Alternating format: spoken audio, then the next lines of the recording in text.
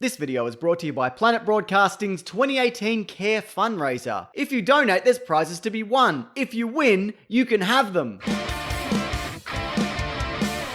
Ant-Man and the Wasp is a movie, and that's great. So let's talk about all the Easter eggs and references, including links to the MCU, characters new and returning, comic book inspirations, how it sets up the future and Avengers 4, and many and also more things. This is the list of topics I'll be covering. You can actually find the time codes to all of that in the description, if you want to skip anything to avoid spoilers. But realistically, you can't avoid spoilers. This video is all spoilers. Don't like it? Fair enough. But also, get the hell out of here! What are you doing? Get your shit together! Come on! You're better than this! Okay, I'd like to start these videos off with links to other films in the MCU. I actually don't remember whether that's true or not. It's probably not. Regardless, let's go! This movie takes place 2 years after the events of Civil War. Scott Lang, having been captured, decides not to escape and run away with Captain America to grow a beard and punch people from across the globe. He puts family first. This film actually picks up fairly close to the events of Infinity War. It might even run parallel, culminating in Thanos' snap, which wipes out half the universe, which we'll talk about more in post-credits. The film also flashes back to 1987, with Hope and Hank Pym sent off on a mission that ultimately results in her being stuck in the quantum realm. A spectrometer is also used to help find Janet in the quantum realm. Those have also been used before. Well, they were also used to help locate the Tesseract. How many spectrometers do you have access to? How many are there? Call every lab you know. Tell them to put the spectrometers on the roof and calibrate them for gamma rays. In the flashbacks, though, we get both original suits for Ant-Man and the Wasp. We actually see a few Ant-Man suits. The original, the new one, and I think we get the one from Civil War. You know, the one Scott Lang says that he destroyed, but it turns out that he didn't. But I didn't get a good look at it. If you know which one it is, great. And also, tell me. It's also mentioned that Scott Lang is under house arrest within accordance to the Sokovia Accords. And this isn't really a reference, but Luis tells another one of his stories again, which I always enjoy. Oh, see, that's complicated. Because when I first met Scotty, he was in a bad place. And I'm not talking about cell block D. His wife had just filed for divorce. And I was like, damn, homie, she dumped you when you're on lockup? And he was like, yeah, I know, I thought I was gonna be with her forever. But now I'm all alone. We get the MCU introduction of Bill Foster, whom also went by the name Goliath. He played a big role in the Civil War comic, and by that I mean he died. He was also hinted at in Iron Man 2. Yet again, driving home my point that that movie was just a 2-hour trailer for other and better movies.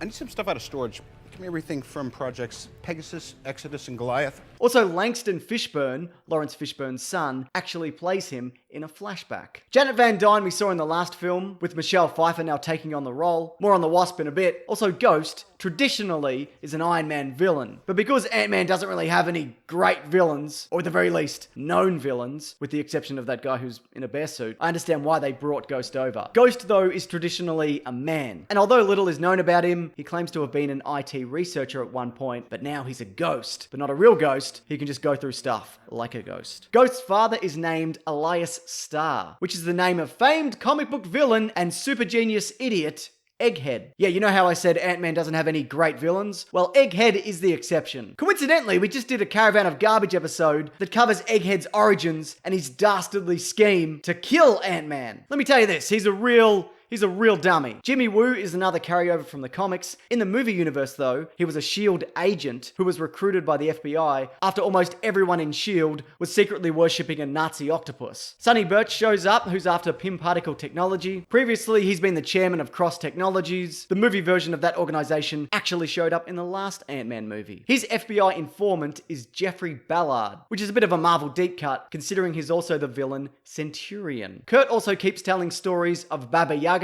There's actually a Marvel version of that character because there's pretty much comic book versions of every character from all folklore. Does this one have a house perched on top of 2 giant chicken legs? Let's assume yes. The Wasp, though, she's a huge part of this movie, both versions. She's such a big part, in fact, that her name is in the title. And they've also used a honeycomb pattern in all of the marketing materials. Except wasps don't make honey. You really blew it, Disney. So I've decided I'm gonna remake this movie, but written by the fans and for the fans. All I need is $150 million, double that to redo the entomologically inaccurate marketing. So if you could just donate to remakeantmanandthewasp.co.biz, that would be really great. Let's get this going. Let's get this off the ground. But the Wasp, though, she gets the gear she traditionally has in the comics. Wings and blasters. They also bring up in the movie, which I've always wondered about, why doesn't Ant-Man have those things? But you know what? There's so much in this world that's beyond me. So, what do I know? There's also another huge reason, though, why the Wasp is a focus of this movie. But I'll let Marvel head Kevin Feige. Some people say Feige, but I'm fairly certain it's Feige. Anyways, here's Guy Fieri to explain it.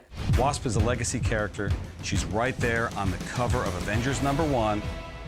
Finally, every single character from that first issue of Avengers is here on the big screen. Let's get into comics though. Quick thank you to my brother, the one Mason doesn't like, who's a big Ant-Man Ant fan. He sent a bunch of these over, so I appreciate it. A lot of these nods, they come from Ant-Man's Second Chance Man, including the moment where Scott and Cassie are dodging pretend lasers. Also, that book highlights how his wife divorces him when he's in jail. The Ant-Man Ant-Van shows up, as well as Ex-Con, the security consultants, being a nod to Ant-Man Security Solutions. Scott and Cassie also have a drum kit in their house, and shrinking down and watching a movie on a big old phone comes directly from that run also. This movie might not be the first appearance of Giant Man, but it's the first time he's referred to as Giant Man when he's name dropped in a TV report. Cassie Lang also hints at that she wants to be her dad's partner. She actually does grow up to become a superhero. She's a member of the Young Avengers. I actually think we're going to be seeing that movie in the next phase, and she has a couple of superhero names, but she eventually goes by Stinger. In the Secret Invasion storyline, the Wasp actually gets stuck in the microverse after becoming a living bomb. I can't remember the specifics of why or how, but she does end up getting out. So that's great. Stanley, of course, shows up, and after being rattled by his car shrinking down to nothing, he says something along the lines of, "Man, the 60s were great, but now I'm paying for it." This is probably a nod to how a number of comic creations in the 60s were inspired by various and frequent LSD trips. Sponsor time! Yeah, alright, everyone's favorite moment. Round of applause. But hey, this time around, it's for a charity campaign, and you can win some stuff. Okay, so here's how it works. For the past few years at Planet Broadcasting, which is the podcasting network my wife and I run together, with Mason when he's not tram driving, we run an annual charity campaign. Last year we raised $40,000 for men's mental health, and this year we're looking at CARE, an international aid group that helps support women and girls living in poverty. The idea being that the money goes to the people and communities that need it, who are less fortunate, and it helps to build up stronger, safer, and independent communities. We're about halfway to our goal of reaching $40,000 again, and as an incentive, if you donate any amount of money, not only do you automatically get a bunch of bonus extra podcast stuff from all the podcasts on the network, there's also going to be a short video tour of my space where we work and record. I mean, I'll do that as soon as I do a bit of a tidy up. You don't want to see it now. It's a disaster. But in addition to that, you can also win great prizes. A Movement watch, a Mr. Koya shirt, a Mack Weldon tee, Harry's razors. Those are all generously donated. Also, we're going to be doing a Q&A episode to tie into this, and you're able to ask a question when you donate. And like always, we're going to try to get to all of them, or at least as many as possible. Anyways, that's linked below if you want to donate. It'd be awesome if you could. Hey, you know Hank Pym's lab that's in the movie? Don't forget to donate! Well, that lab is full of all sorts of things that you may or may not have noticed. I mean, just listen to this. It was constructed with so many small things that had been enlarged. So it was constructed with Legos, it was constructed with paper clips, it was constructed with clothespins. It had all these different elements of things. When we would walk around the set, it was like, I like the idea that Hank Pym is not Tony Stark. It's not super sleek high tech. It's sort of, kludged together, and he uses a lot of found objects in that. That always appealed to me. But what about other references you might be saying? Doesn't this movie reference things outside of the movie itself? Well, you better believe it does. First of all, the working title for Ant-Man and the Wasp was Cherry Blue, which is a Tim and Eric sketch. I guess all my money wasn't enough to get me in the cherry red, so they put me in this cherry blue. And speaking of, Tim Heidecker makes a cameo on the ferry. Also, I can't be the only one who gets an inner space vibe from Michael Douglas's shrinking quantum realm ship machine. Hank Pym also keeps a spare suit in an Altoid case. And funnily enough, Iron Man once appeared in an ad for Altoids. The Hello Kitty thing, yeah, you saw it. Antonio Banderas gets name dropped. I'm gonna call you Antonio Banderas! There's a vintage Hot Wheels storage case, plus we get two other vintage things, but this time they're movies. We have this scene from Animal House, which is an obvious parallel to what's going on in the Ant-Man-averse.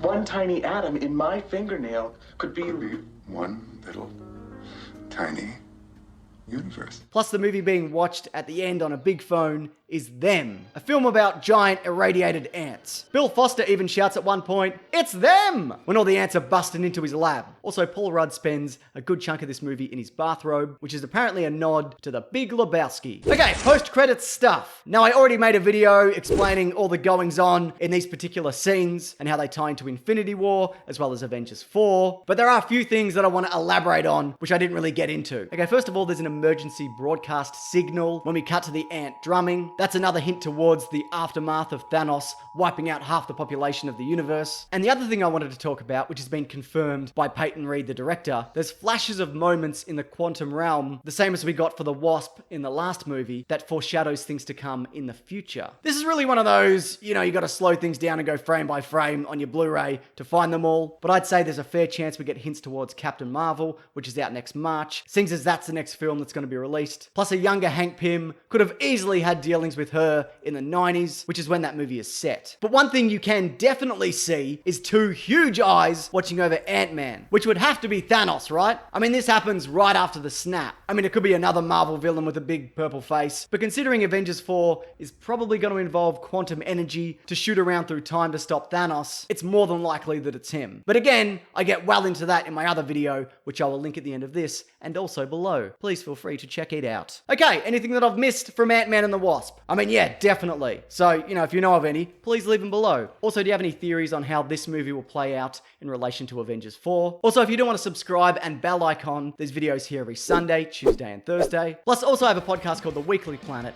where we talk movies and comics and TV shows. This Monday is all Ant-Man and the Wasp, all the time. The good, the bad, the in-betweens. But you can find all that collated at planetbroadcasting.com. But thanks for watching this. I appreciate it. Take care. And don't forget to donate. You can win prizes and you help people. It's pretty good, I think.